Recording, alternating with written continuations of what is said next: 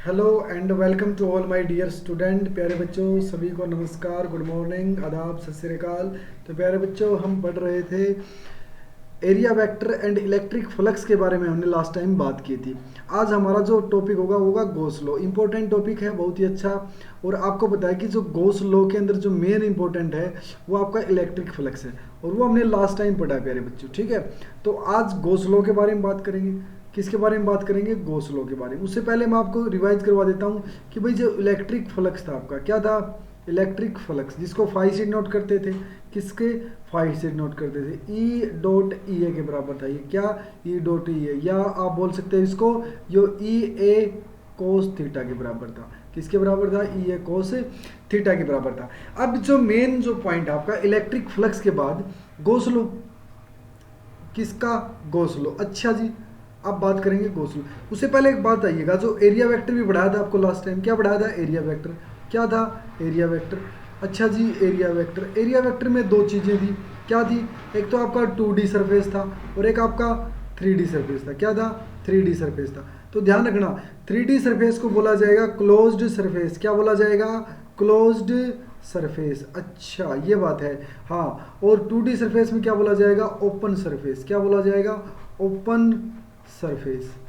तो ये ध्यान रखना, 2D सरफेस क्लोज्ड सरफेस नहीं, ओपन सरफेस। और 3D सरफेस क्या होगा? Close surface. अब 3D जैसे मान के चलते हैं भाई, आपको एरिया वेक्टर पूछ लिया जाए। क्या? Area vector. जैसे कि मैंने कहा था कि यही था, मैं एक क्यूब ले लेता हूँ भैया। हमारे दिमाग में सबसे पहले 3D यही आता है दिमाग में, भाई क्यूब ले लिया। ठीक है, अब आप में क्यू जैसे आपने लिया तो ये ले लिया आपने क्यू एक्स वाई जेड, तीनों डायरेक्शन आपने ले ली एक्स वाई जेड। ठीक है, और हमेशा ध्यान रखना, जो क्लोज्ड सरफेस है ना उसमें जो एरिया होगा ना, एरिया वेक्टर होगा वो आउटवर्ड टू सरफेस होगा। आउटवर्ड टू सरफेस होगा, ये ध्यान रखना। क्या होगा? आउटवर्ड टू सरफेस होगा।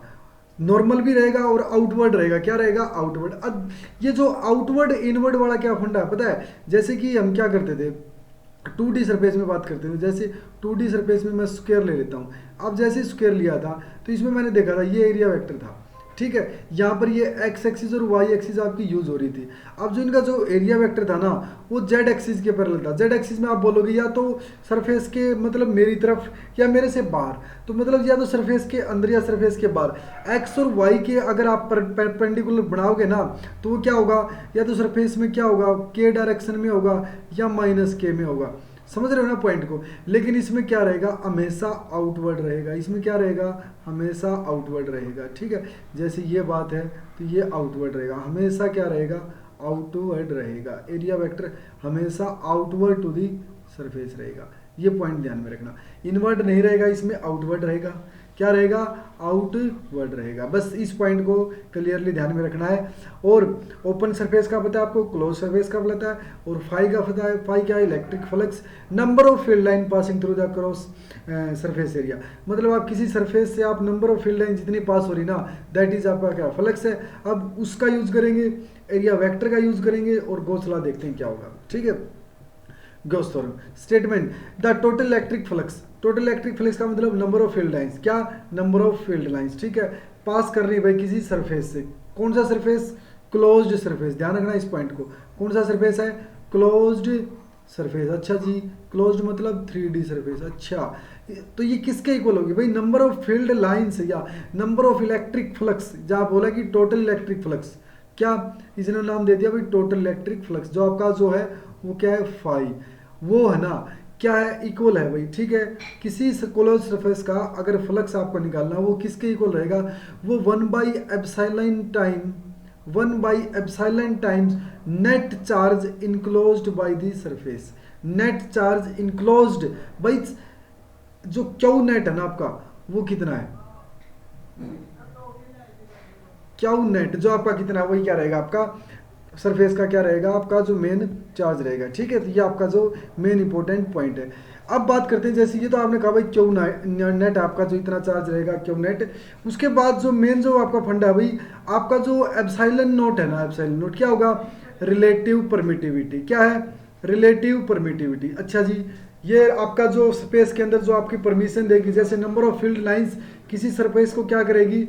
पास करेंगी, सरफेस में से पास करेंगी, वो क्या रहेगा आपका रिलेटिव परमिटिविटी भी इसमें काम करेगी। बस इसमें क्या है, जो गॉस थ्योरम का जो मेन जो फायदा है आपका वो क्या है, इसने कहा कि अब आपके पास कोई डिस्टेंस की जरूरत नहीं है, कितना भी दूर आप ऑब्जेक्ट रखो आपके पास क्या हो, नेट चार्ज हो, क्या हो आपके पास नेट चार्ज। अगर आपके पास नेट चार्ज है तो वहाँ से आप क्या आप इलेक्ट्रिक फ्लक्स निकाल सकते हो। क्या निकाल सकते हो, इलेक्ट्रिक फ्लक्स।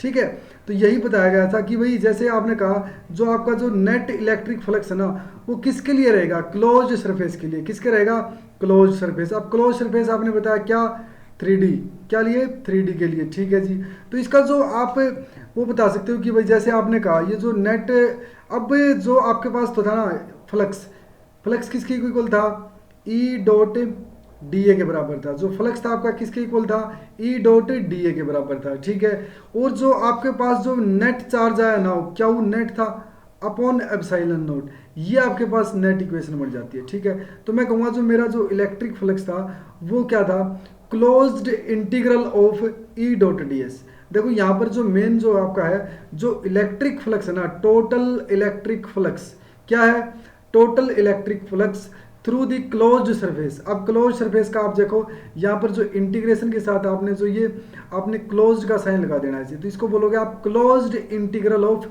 ई डॉट डी एस।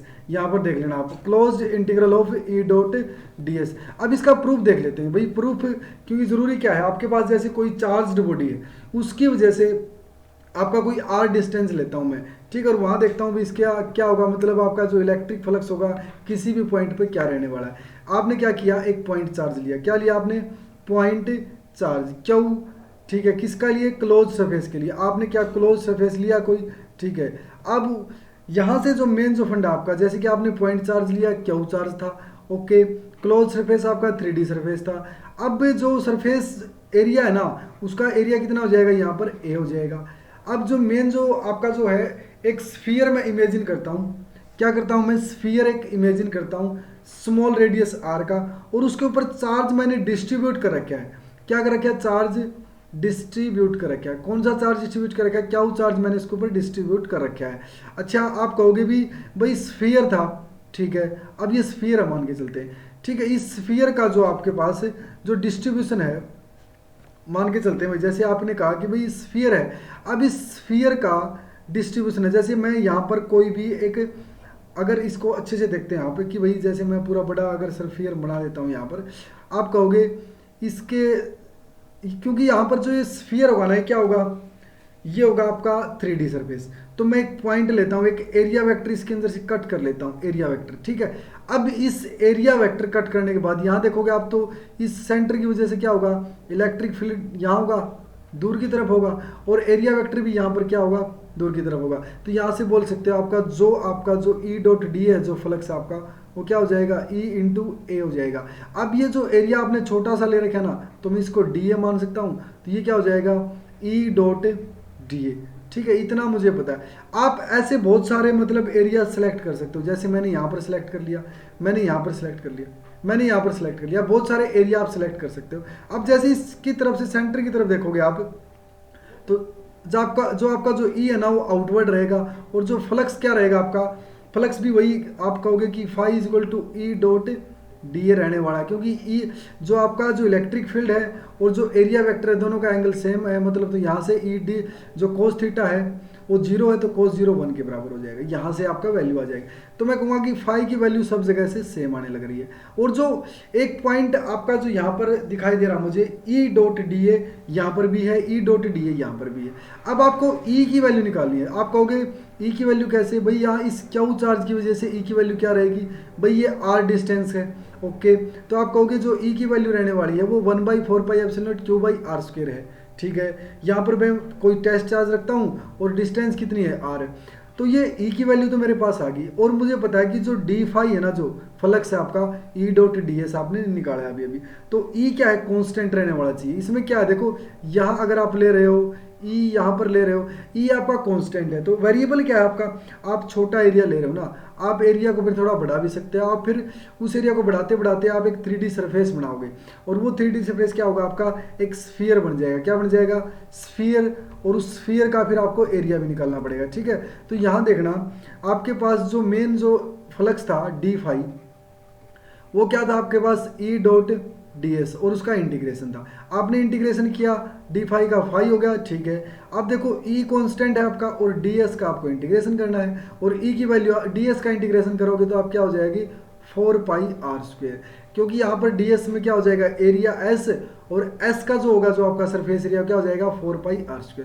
उससे पहले देखते हैं भाई, आपके सामने जो ये वैल्यू पुट करनी है, जो ई की वैल्यू होगी वो क्या होगी 1/4πε0, ये आपकी ई की वैल्यू है, और डी एस से आप एस बना रहे हो, और एस आपका क्या है 4πr² है, ठीक है।